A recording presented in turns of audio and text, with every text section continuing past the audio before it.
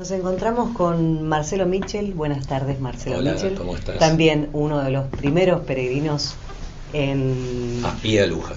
Vía Luján. ¿Cómo surge la idea o de dónde sale en tu vida poder realizar una peregrinación? Bueno, la idea no surgió en mi vida, sino que la propuesta, y mirándola desde la fe, es como que Dios en su misterio me puso en este tiempo tan pero tan maravilloso. Y una anécdota que tengo, que yo estaba trabajando en el equipo de pastoral juvenil de la Vicaría de Belgrano, junto con un grupo de sacerdotes y de laicos, y ahí el padre Larken, que es el encargado de la Vicaría de Belgrano, dice que necesitaba de uno de los jóvenes que estábamos ahí con ellos, que lo acompañara a una reunión porque iba a haber una propuesta de una peregrinación a Luján. Bueno, el comentario de los jóvenes que estuvo ahí, hasta uno, que nunca digo el nombre, dijo: no, pero esto es cosa de viejo. Entonces yo me ofrecí, pero le puse la condición, que iba a ir una sola vez. Entonces, eso fue un lunes, fuimos a la parroquia de Santa Julia a la noche, y en esa reunión estaba el padre Tello, estaban los otros sacerdotes responsables de la Vicaría de Devoto, el padre Fernando Echavarría, padre Titín de la Barca de Flores, el padre Sucunza, que ahora es monseñor y es el vicario general de Buenos Aires, era el responsable de la zona centro. Y bueno, había montones de jóvenes de todas partes que no conocía, había gente de Gran Buenos Aires, y en ese momento en la charla que dio el padre Tello contó de la propuesta, del momento que se vivía como iglesia, etcétera, y yo iba sintiendo dentro del corazón que esto era espectacular, ¿no? Me conmovió la propuesta de ir a pedir por la patria, de embarcarnos en algo todos juntos, porque vivíamos un momento eclesial en donde los grupos juveniles, con los movimientos organizados, institucionalizados, no teníamos mucha integración. Es más, había en una misma parroquia muchas diferencias, celos, etcétera. Bueno, cuando me fui chocho, y entonces el comentario en el colectivo con el padre Larken, le digo: bueno, seguimos viniendo. Bueno, y desde ahí, de esa primera reunión en marzo del 75 hasta por lo menos 15 años después, seguí peregrinando con todo esto. Ese fue mi primer acercamiento grande, y la primera caminata a Luján caminando fue la que hice ese año del 25 de octubre. La otra vez que había ido a Luján había sido en la primaria con el colegio de los maristas, a pasar un día en Luján, pero había ido en micro. Así que en la historia de mi vida después empecé a hilar y digo: bueno, no fue casual, y hay toda una serie de elementos. Después seguí peregrinando con distintas responsabilidades, hice muchas a pie, otras hice tramos por la estructura, la organización, y después de grande entendí algo que decía también por ahí Sucunza muchas veces cuando he charlado, que uno se va a Luján cuando tiene un momentito, se hace una escapada. Y a lo largo de muchos momentos de mi vida me hice escapadas de mediodía a encontrarme con la Virgen. Hoy creo que mirás para atrás y en ese momento no debes haberte imaginado que esta peregrinación, que es la segunda más grande en el mundo, llegó a ser lo que fue. Supongo que en ese momento era una especie de acto de rebeldía, como decías, que los jóvenes por ahí, había una parte de la iglesia que no... Sí, no, en mi caso no era un acto de rebeldía, sino que era un acto de querer. Me encantó la propuesta de trabajar por la unidad y de ver que había elementos para la unidad, porque me encontraba con chicos y jóvenes de distinta extracción social, de distintos movimientos, y que teníamos una mística que se iba logrando, ¿no? conocí, de hecho tengo ahora grandísimos amigos que hice a lo largo de esto. O sea que la primera peregrinación no fue un acto de rebeldía. En el momento histórico que vivíamos en el país, en el 75, los jóvenes tenían una gran presencia sociopolítica en las organizaciones. Estábamos con un problema que era, si bien estábamos en un gobierno democrático, el problema de la violencia institucionalizada, donde también había muchos jóvenes involucrados. Bueno, todo esto me hizo replantearme el trabajar por la unidad de los jóvenes.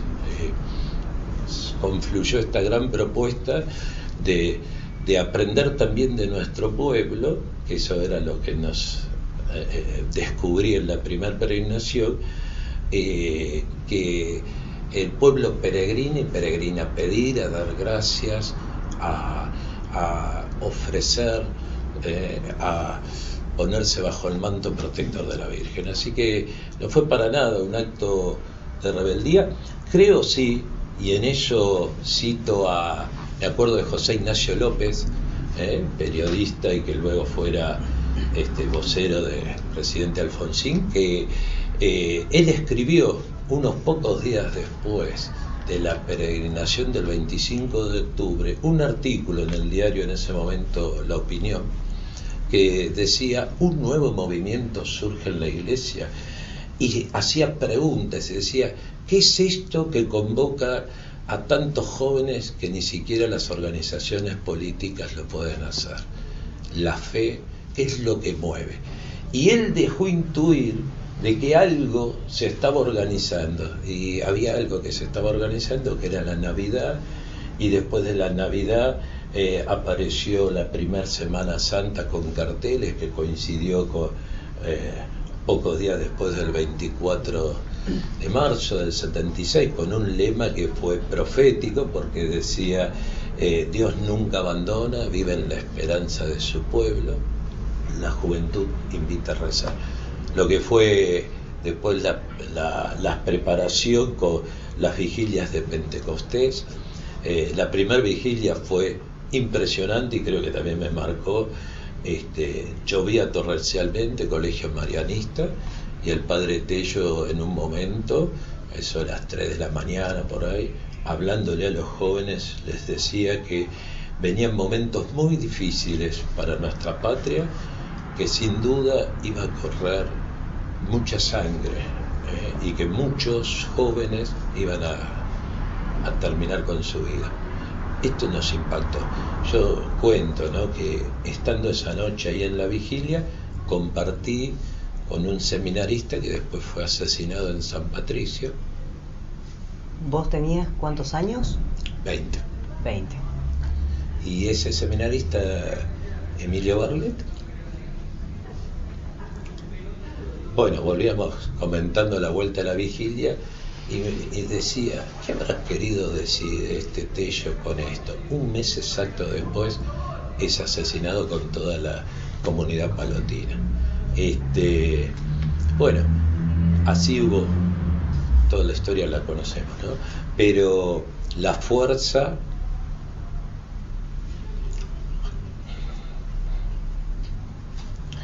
yo creo que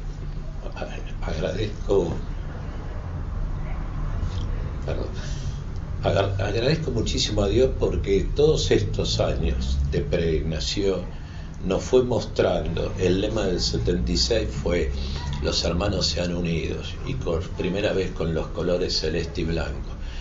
Y fue impresionante también esa peregrinación, el mensaje de los jóvenes que se leía al llegar. Y año tras año, si uno revisa, los lemas de la peregrinación fueron como desgranando los misterios que estábamos viviendo como pueblo.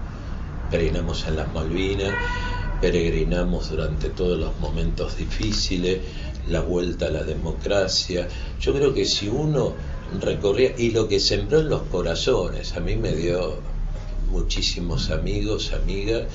De hecho, muchos ya se adelantaron en la peregrinación y están en la casa de Dios Padre, como Tesi, que la conocí, era una scout divina, la gorda Tesi, la conocí peregrinando en la cola de la peregrinación, siendo servidores, que estábamos ahí, y ahí nos cruzamos con el padre Titín y nos hicimos entrañablemente amigos, y muchos otros de devotos jóvenes siguieron como catequistas, y algunos ya fallecieron, pero otros peregrinan con sus hijos, con su esposa, con sus grupos de catequesis.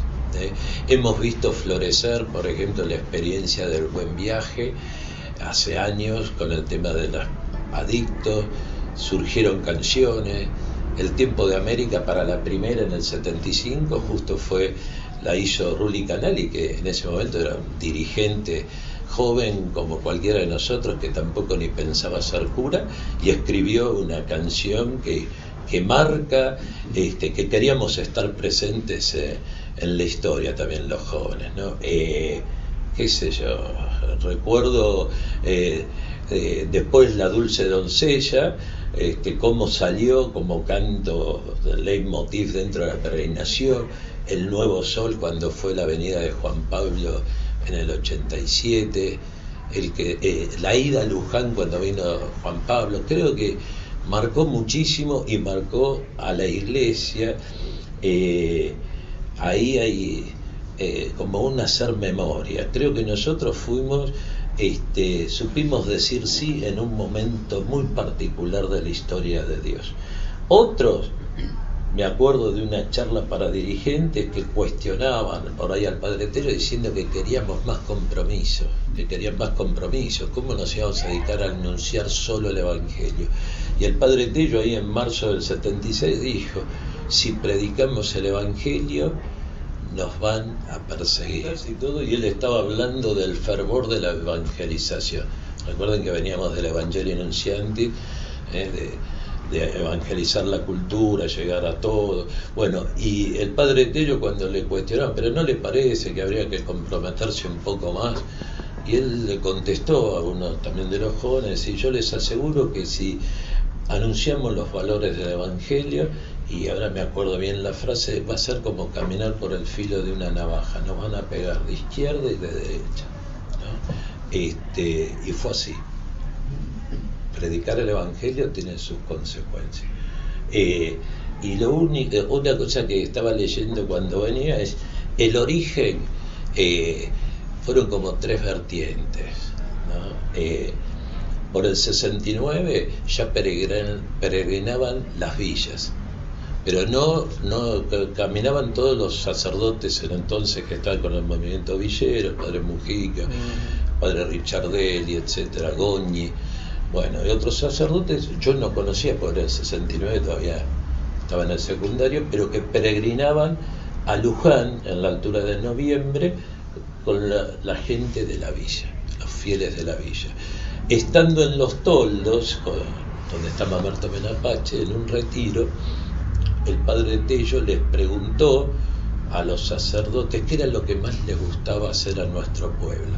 Y el padre Daniel de la Sierra, que ya falleció y estaba en el primer equipo de la peregrinación y trabajaba en la Villa 21, dijo: a nuestro pueblo le gusta caminar y cantar.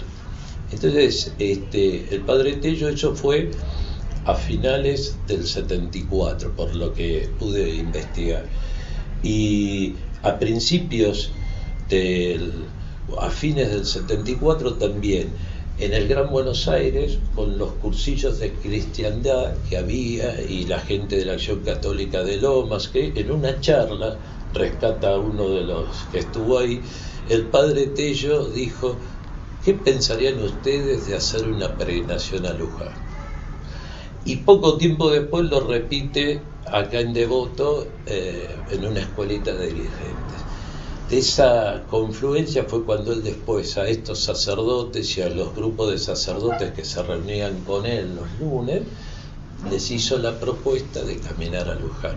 Quiere decir que viene como de varios afluentes y un gran caudal, pero tomando, no nos olvidemos que el padre Tello, profundo teólogo que también trabajó con el padre Gera todo el tema de la religiosidad popular. Entonces, pienso yo a esta altura que él vislumbró como una señal, pero muy clara, de que el trabajar en la religiosidad popular iba a permitir la unidad entre el pueblo, los jóvenes y la iglesia, digámosle, de puertas para adentro. Y si uno lee con la historia, después ve lo que fue el documento del concilio, lo que fue el documento de Medellín y Puebla, ¿no? Que es la hora de María, tiempo de una nueva...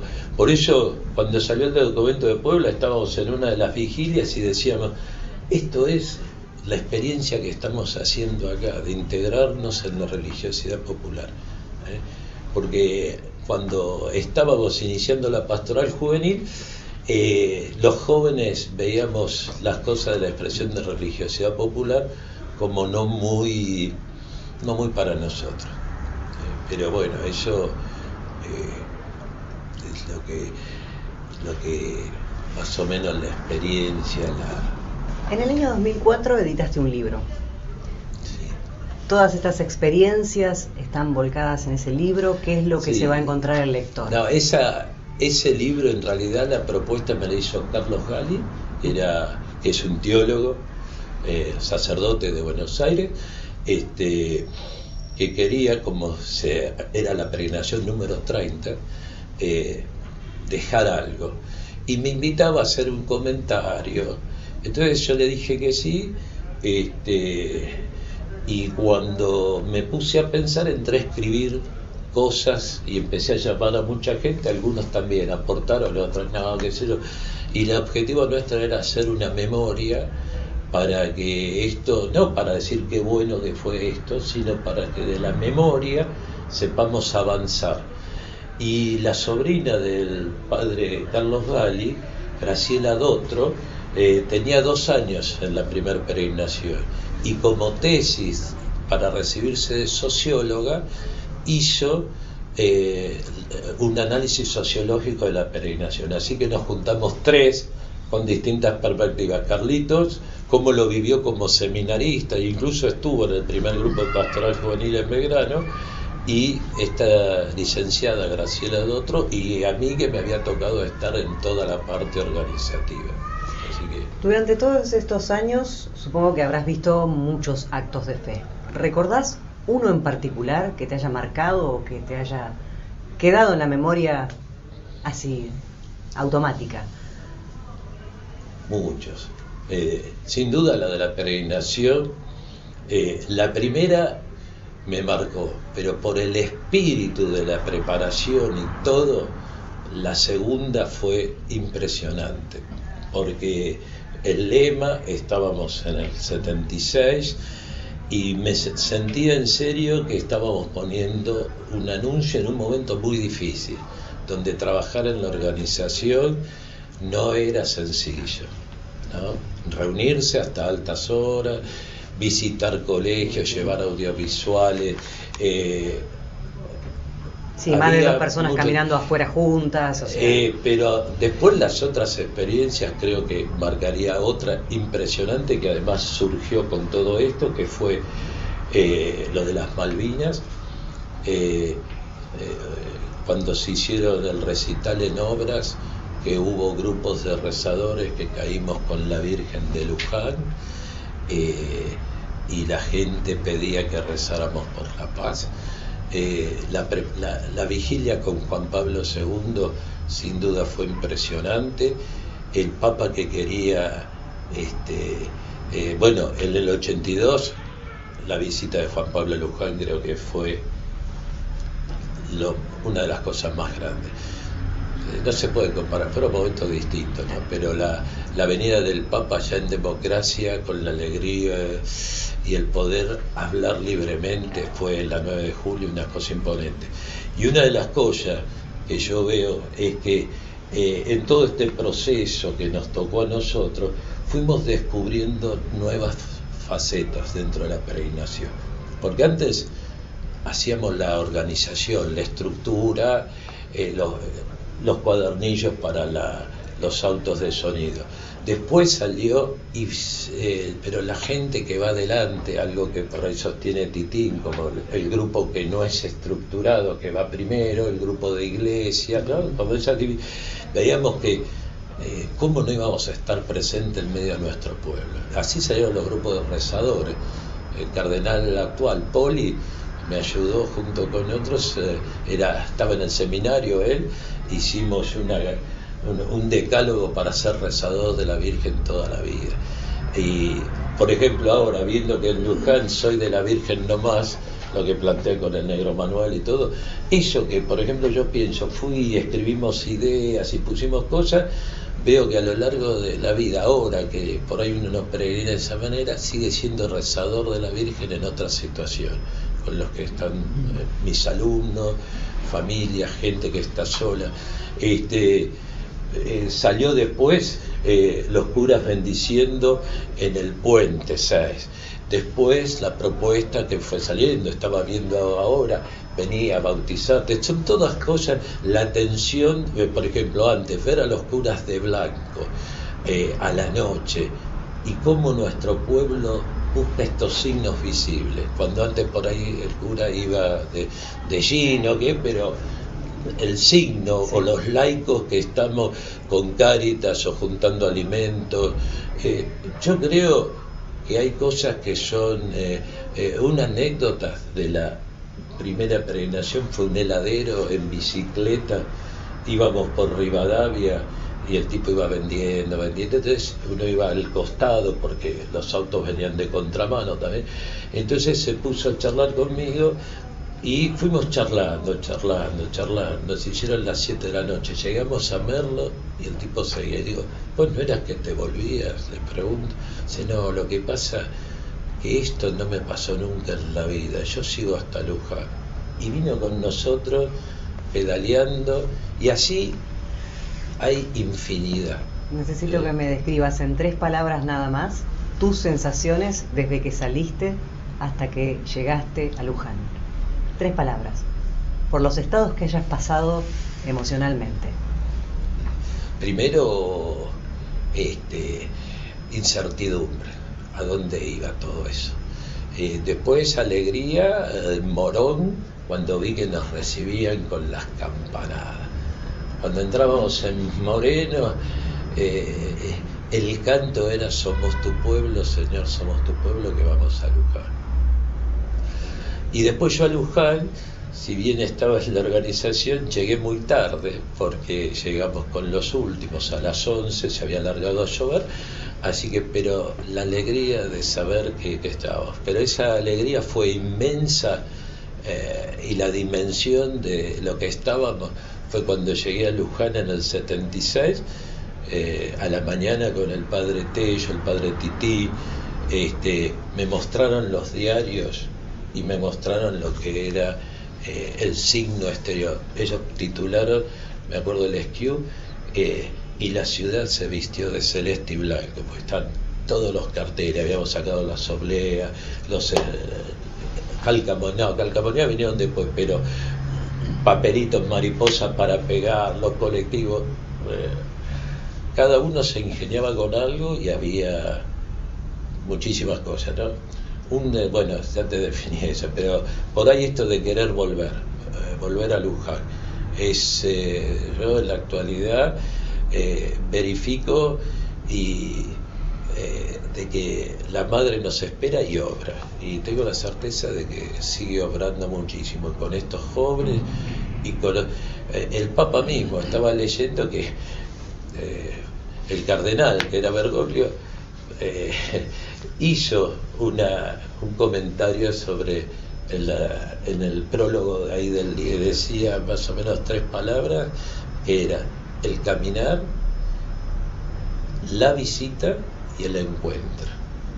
Y esto es algo dinámico, ¿no? Y yo creo que a mí me pasó eso. Caminé, fui de visita, me encontré con otras sorpresas mucho más de lo que buscaba, y me encontré en lo personal con los jóvenes, pero con el pueblo. Fue una cosa que me permitió captar la sensibilidad de nuestro pueblo, entender San Cayetano, no sé, y entender y amar mucho la iglesia. Yo, si hay algo que le rescato de toda esta posibilidad de haber querido aceptar ir en esa primera reunión, fue que descubrí una iglesia distinta, pese a las trabas y las cosas que hubo. Por ahí me faltó nombrar, lo último es el padre Herrera Gallo, que también era el coordinador de todos los grupos de sacerdotes, y muchísimos de los sacerdotes que vinieron después, todos seguimos o siguieron con un espíritu igual. Cambió ahora la forma, pero digámosle que el hacer memoria es no quedarse en lo anterior, sino el seguir caminando. Yo creo que todavía el desafío para Argentina es muy grande, y a seguir caminando en esta historia de fe.